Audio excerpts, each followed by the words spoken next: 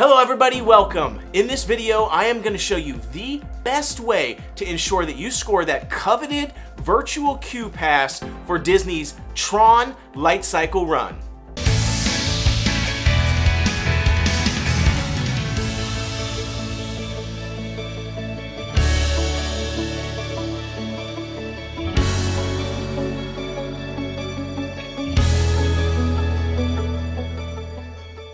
Alright, so let's get started. Tron Lightcycle Run is the latest and hottest ride at Disney's Magic Kingdom in Walt Disney World in Florida. This method has never failed us. We have used it on Rise of the Resistance, Remy's Ratatouille Adventure, Guardians of the Galaxy, and now we've used it on Tron, and it works every time. There is a lot of information packed into this video, so I've created shortcuts down below that you can actually jump to if you're only interested in a particular section. And if you just need a quick answer, you don't have time to go through this entire video, and you just want to know a quick, maybe it's 5 minutes before virtual queue is going to open and you just need to know the answer now, check out our YouTube short. I linked to it below, and we've done a TikTok on it. I'll also link to that below. It's a quick 30-60 second overview on what you're going to need to know, but I will tell you, you really want to watch this video because there's a lot of things in here that the TikTok and the YouTube short don't cover if you want to guarantee it. So if you've got the time, watch this whole video. But if you've only got a couple of minutes and you got to push that button soon, check out our TikTok or YouTube short. It should help you out.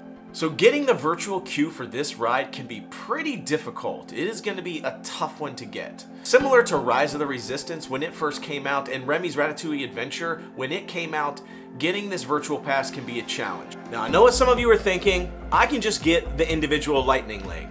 And that's true, but I can tell you this, getting the lightning pass isn't much easier, sometimes can be even harder to get than the virtual queue. And it costs money. The individual lightning lane for this ride is going upwards of $20 per person per ride. So if you've got a family of 5 or 6, you're talking almost $100 just to ride one ride. So virtual queue is definitely the way to go. I would rather spend that $100 on an awesome meal or something else at the parks than to ride Cosmic Rewind. Not saying you shouldn't do the lightning pass, but I would go for the virtual pass, and at the end of this video, I'm going to talk to you about how to maybe do both of them at the same time. Now, as I mentioned, it's going to be similar to Rise of the Resistance and Remy's Ratatouille Adventure with regards to how to get your virtual queue pass. However, there are some differences that I want to talk about. First, let's start out with the times. When can you actually get this pass? Right now, there are 2 primary times for getting the virtual queue. One is at 7 a.m. and the other one is at 1 p.m. The 7 a.m. one you can get anywhere. You don't have to be in the park. You can be at home, you can be in your hotel room, you can be at the grocery store, doesn't matter, you can get it anywhere. The 1 p.m. one, however, you do have to be in the park to actually get the 1 p.m. virtual queue. So I highly recommend trying for the 7 a.m. one because you may decide, hey, I want to maybe go to a different park this day if you don't score this pass. And you get another shot at 1 p.m. if you don't pick up the 7 a.m. one. So it can seem kind of annoying to have to wake up early to get the 7 a.m. pass, but it's definitely worth a try. The other thing you're going to want to know is you have to have a valid park ticket and reservation for this park in order to get the virtual queue. So you're going to want to make sure that is all set up ahead of time. You've got your pass and you have your reservation to the park before you try to do this virtual queue. Now, there is one bonus for some people, and that is the 6 p.m. slot. There is in fact a 6 p.m. virtual queue available that you can try for, but it's only when there are extended evening hours. If you remember the extra magic hours that Disney has had, if there are the evening extra magic hours, you can go for it if, and only if, you are a deluxe resort and a few other select hotel guests. For everyone else, you don't have the option for the 6 p.m. As of right now, that may change, but right now that's the case. So 7 a.m. and 1 p.m. are going to be what you're looking for most people most of the time. Now, just so you get an understanding of how difficult this can be, these 7 a.m. passes will be gone in less than 5 seconds, sometimes less than 1 second. You have a very, very small window of time to get these virtual passes. And again, what I said about Lightning Pass, that's the same case with Lightning Pass. Those will be gone within 5 seconds. So either way, depending on which way you want to go, if you want to go the freeway, which is what I'm talking about, the virtual queue, you've got 5 seconds or less to score these passes.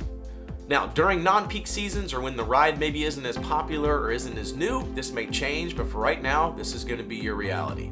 So let's talk about my method for getting these passes. And I will tell you, I have had success with these passes. I have used this method many times on Rise of the Resistance, Remy's Ratatouille Adventure, Guardians of the Galaxy Cosmic Rewind, and I have scored the pass every single time. It has never failed me. Not one time have I walked away empty-handed.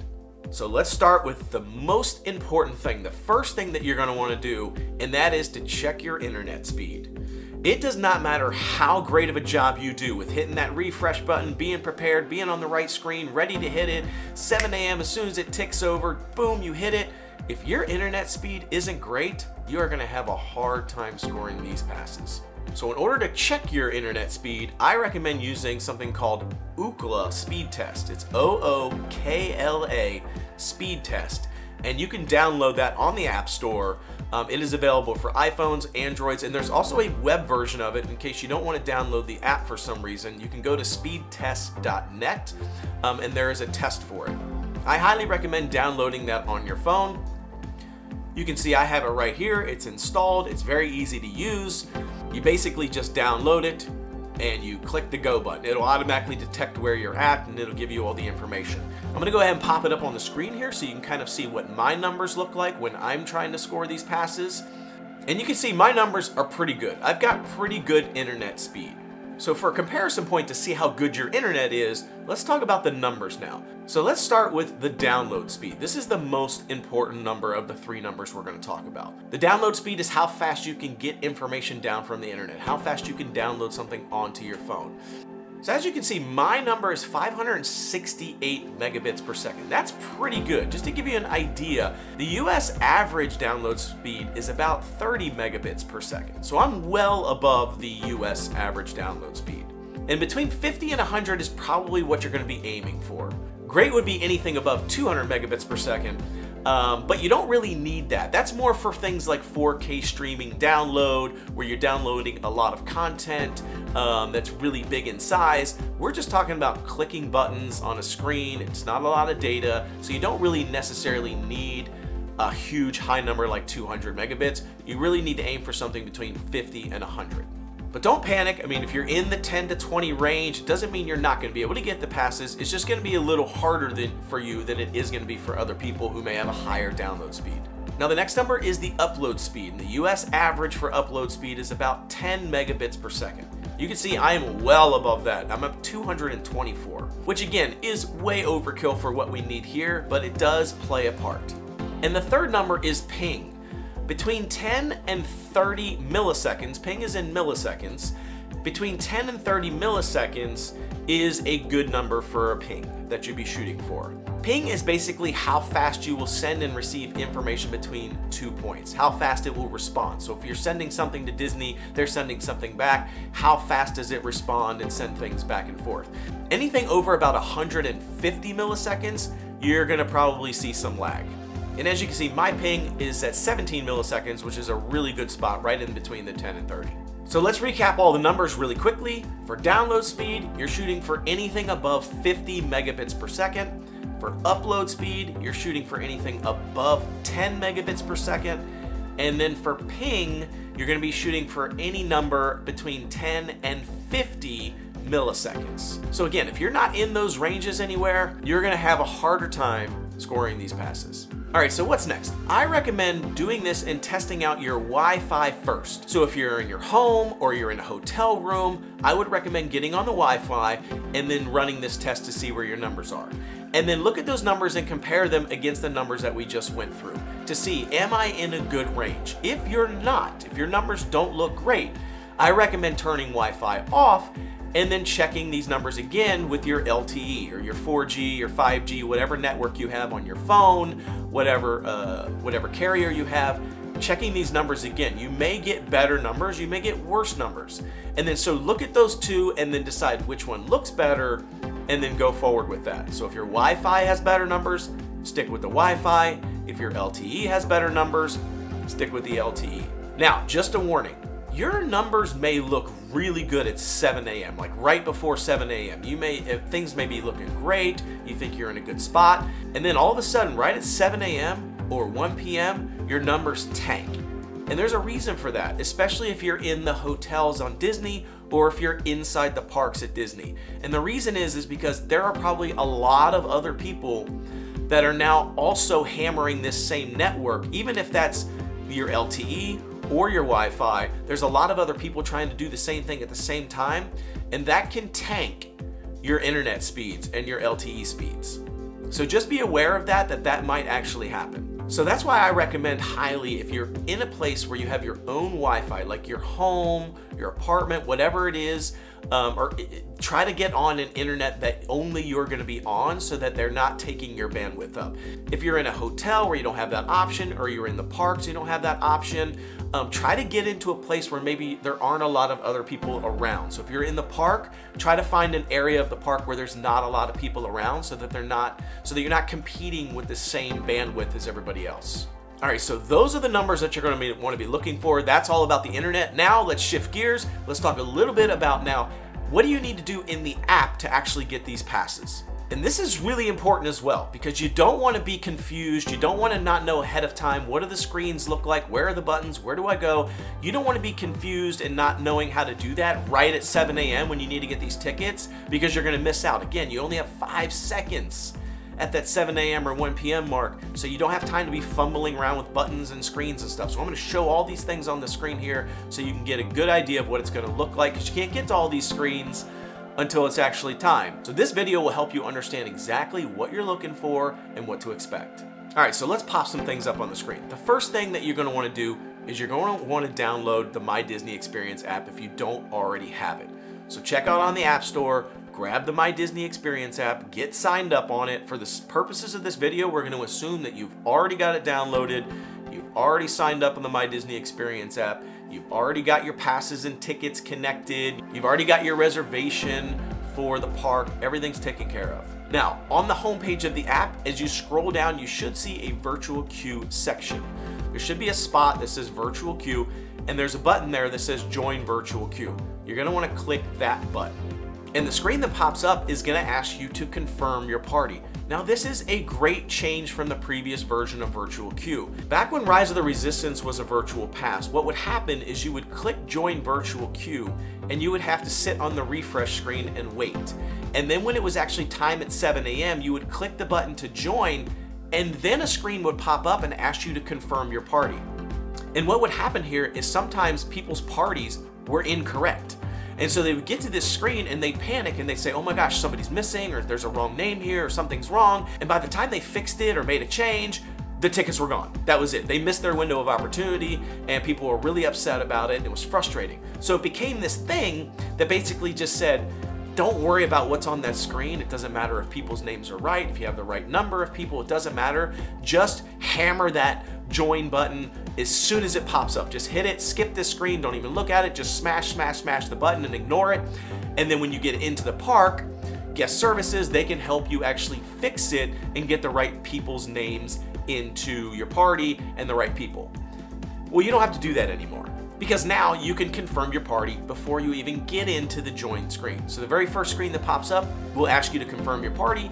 If you want to, you can change it. If there's something wrong, go ahead and fix it and then get ready. And all of these fixes and changes went into effect for Guardians of the Galaxy Cosmic Rewind. So if you're familiar with how to do the virtual queue for Cosmic Rewind, you're going to be in good shape. Now, I do want to say, if your party is wrong and you're a little bit worried you don't have enough time to fix it, don't worry about it, just leave it as is, because you can still go into the park and have guest services fix it later. But I do recommend trying to get it correct right away, so get into this screen. So once you're on this screen, this is the money screen. This is where you're just gonna sit and wait. And I recommend getting on this screen and getting ready and having your party fixed and everything at least 5 to 10 minutes before 7 a.m. or 1 p.m. And as you can see, there's a button at the bottom of the screen that says refresh. There are 2 choices that you have to refresh the screen here at 7 a.m. So right when it hits 7 a.m. The first is to click the refresh button at the bottom. Pretty simple. There's another option that allows you to pull the screen down. You can kind of see that at the top. Pulling the screen down will also refresh the page. I recommend using the button and not the pull down method.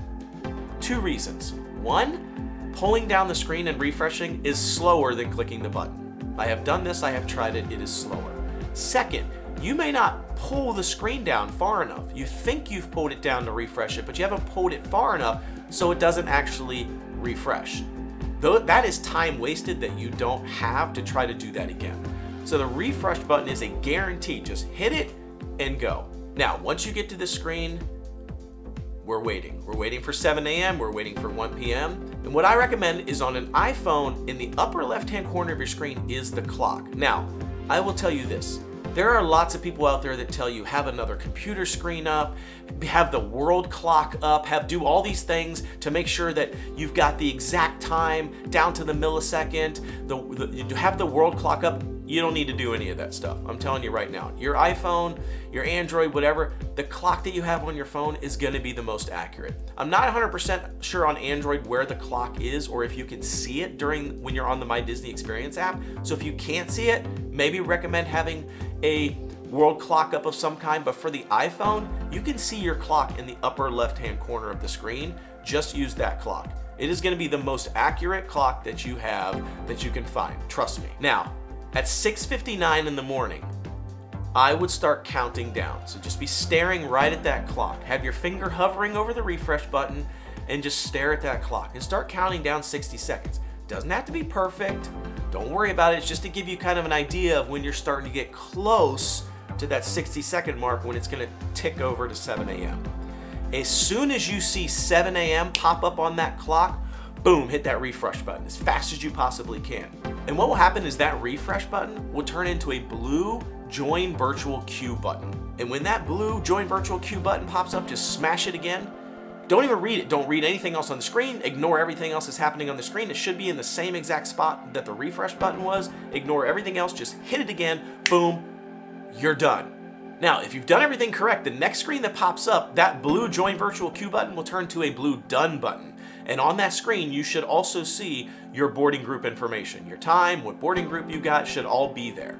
If you get a different screen, like, oops, something went wrong, you probably missed out. It's gonna be too late. So as you can see in the video, I have my boarding group, I'm ready to go, I'm done. Now, I recommend that you have multiple people trying this simultaneously if you have that option. You can have 2 or 3 people on their phones.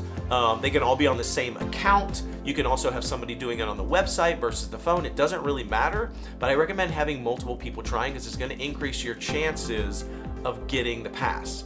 And what may happen is that, oops, something went wrong screen might come up for some of you and one person actually got it because you can only get one of these. So whoever gets it will get the boarding group screen. Everybody else will get the something went wrong screen. So my wife and I actually do this side by side. You know, she clicks it at the same time I do.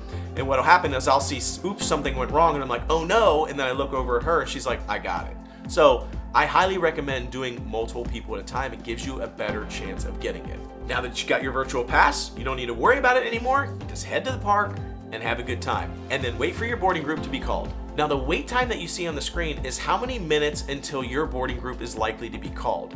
So if it says 120 minutes, that means 120 minutes from now, your boarding group is probably gonna get called. Now, I will tell you, that time can change throughout the day. It depends on how many people got passes, how many people show up, and how many people don't show up. If the ride breaks down, if there's an issue, that number can change. So you're gonna wanna continuously kind of check that throughout the day while you're in the park to make sure that that time is not changing. Most of the time it goes in the direction of the minutes going up, so taking longer, but it can actually come up shorter. So sometimes if you think you have 120 minutes, it might end up being 100 minutes. Now, when your boarding group does get called, don't worry, you have about an hour to actually get over there and get on the ride. So if you are in line for a different ride, or maybe you're at a dining reservation, don't panic, you have some time in order to get there. Now, I will also say, if you miss that hour window, the cast members have been pretty generous in allowing people to still get on the ride, especially if it's, you know, 10, 20, 30, maybe 45 minutes late to your boarding group. It's probably gonna be okay. They're gonna probably let you on anyway. I wouldn't show up 5 hours later. They're probably gonna say, yeah, I don't think so. I'm not saying they won't let you on, but you really should try to get there within that hour window. If you're a little bit late, it's usually not a problem. So you don't need to get out of line if you're in a line. You don't need to cancel your dining reservation. Just get over there as soon as you can. Now, once you get to the ride, just a forewarning, you'll probably wait about 10 minutes, upwards 45 minutes, maybe even an hour still. So just because you have a virtual queue pass doesn't mean you just get straight onto the ride. You still will have to wait in a line depending on how crowded it is. So plan accordingly. If you've got other, Lightning passes or Genie Plus passes or other dining reservations, you'll need to plan for that. When you get up to the entrance, there will be a place where you can scan your pass. You can scan your annual pass or your ticket or your magic band, whatever you've got, you can scan that. That'll actually let you through. Now, if something does go wonky for some reason, there are cast members standing there. They've got these little iPads or tablets that'll actually allow them to fix it right on the fly or help you out, and you'll still be able to get in, so don't worry. Just make sure you have that boarding pass and you're good to go. If you miss the 7 a.m., again, as I mentioned, there is a 1 p.m. option. And again, you have to be in the park for that. If you're interested in getting the 1 p.m. queue because you missed the 7 a.m. virtual queue, we have a great video down below where we actually went through the entire park to find out where's the best location to ensure that you get the virtual queue based on Wi-Fi signal, because that's important. There are a lot of areas within Disney where you cannot get a signal. So if you're in the park, you're going to want to check out that video because that is going to give you great insight on how to make sure you get the 1 p.m. But I will say the 1 p.m. one has historically been a lot easier to get than the 7 a.m. one. There's usually a lot less people trying for the 1 p.m. and you can't get the 7 a.m. and the 1 p.m. So everyone that got the 7 a.m. one is now kind of out of the equation. And so the only people fighting for the 1 p.m. are the people that didn't get the 7 a.m. and people who are currently in the park. So it seems to be a little bit easier to get. Now, another warning is that 1 p.m. one, again, sometimes it can take a while. So even if you get a boarding group, I will warn you. I've been there during the 1 p.m. one, and I've gotten the boarding group, and it was like 5 hours later from when I was actually, when I got the pass. And I had already been in the park for like 5 or 6 hours, and I was kind of like, do I really want to stay another 5 or 6 hours just to ride this? Also, sometimes because of technical difficulties, if you have a later boarding pass number that you got in the 1 p.m. one that might be 5, 6, 7, 8 hours later, you do risk not actually getting to ride the ride at all because that time can get pushed beyond closing time for the park. And if that happens, you won't get to ride it. So that's just a warning. So 7 a.m. is your best option. 1 p.m. is a good option. And then again, last but not least, for some people, a 6 p.m. option will be available for those special days and for people that are in deluxe resorts. The last thing I want to mention is just a reminder, if you can't get the virtual queue, you do have the Lightning Pass option. It's about $17 on average. It may flux a little bit per person that you can do, but again, it's very challenging to do. And so what I recommend doing is having multiple people do this simultaneously. So maybe having one person try for the virtual queue and then another person trying to get the Lightning Pass at the same exact time, right at 7 a.m., because that's when they happen. And again, those Lightning Passes are gone within 5 seconds. The virtual queue are gone in 5 seconds. So you don't really have the option of doing virtual queue. And then if you don't get that, then going and doing Lightning Pass because they'll probably already be gone. I'm not saying it's impossible, but your best bet is to have 2 people doing them simultaneously. Worst case scenario is you get to ride the ride twice. You get the virtual queue and you get the Lightning Pass. Actually, some might say best case scenario, you get to ride the ride twice. And that's all I've got. Hopefully this will help you. I have used this method many, many times. It's never failed me. Again, please do comment below. Let us know if this information helped you, if it worked.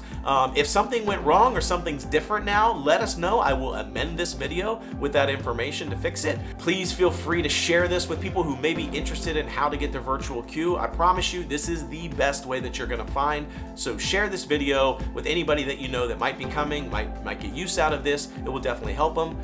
Be sure to like, subscribe, check out all of our other content. It's been great having you. Thanks again for joining us. So good luck out there getting your virtual passes. Until I see you tomorrow, the noble way is the easy way.